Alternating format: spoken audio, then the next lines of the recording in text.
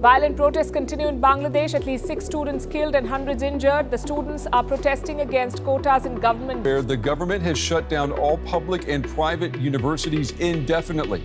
It's the reaction to student protests that have left us.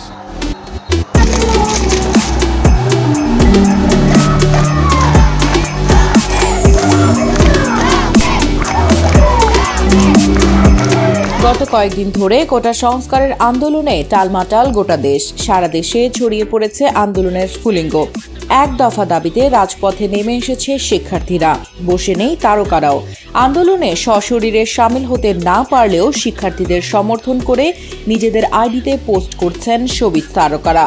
রাজনীতির নামে রক্তপাত বন্ধের আহ্বান জানিয়ে চঞ্চল চৌধুরী লিখেছেন, আমি খুব সাধারণ একজন মানুষ এবং অভিভাবক হিসেবে রাজনীতির এত কঠিন কৌশল বুঝি না। শুধু একটা প্রশ্ন বুঝি, তরুণ তাজা প্রাণ যে অকালে ঝরে গেল এর দায়ভার কে নেবে? যে মায়ের বুক খালি হলো তার আর্তনাদ কি এই জন্মে শেষ হবে? হায় রে দুর্ভাগা দেশ, নোংরা রাজনীতির নামে এই রক্তপাত বন্ধ হোক। চিত্রনায়ক সিয়াম আহমেদ লিখেছেন, আমার ক্যাম্পাস রক্তাক্ত কেন? শিক্ষার্থীদের রক্ত কেন ঝরবে? অভিনেত্রী বুবলিও তার ভেরিফাইড ফেসবুক পেজে একটি ছবি শেয়ার করে ক্যাপশনে প্রশ্ন ছুড়ে লিখেছেন, শিক্ষার্থীদের রক্ত কেন ঝরবে?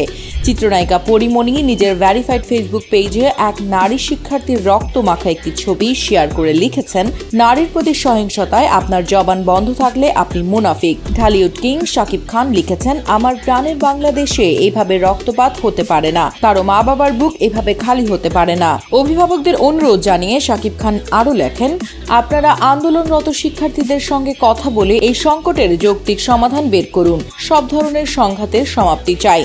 চিত্রনায়িকা পূজা চেরি এক স্ট্যাটাসে লিখেছেন, এ কেমন স্বাধীনতা? এই স্বাধীন দেশে নারীদের প্রতি এমন আচরণ মেনে নেওয়া যায় না, তীব্র নিন্দা জানাই। নির্মাতা মোস্তফা সরোয়ার ফারুকী লিখেছেন, আপনারা যারা ভাবছেন আন্দোলনটা স্রেফ একটি চাকরির জন্য, তারা বোকার স্বর্গে আছেন। এছাড়া চিত্রনায়িকা দিঘি, নির্মাতা আশফাক নিপুণ, সালমান মুক্তাদির, আরফান নিশো, অপূর্ব সহ অনেকেই তাদের মতামত জানাচ্ছেন। সংঘাতপূর্ণ এই অবস্থায় দেশের প্রতিটা নাগরিকের একটাই চাওয়া, বন্ধ হোক রক্তপাত, শান্তি ফিরে আসুক আমাদের প্রিয় মাতৃভূমি বাংলাদেশে।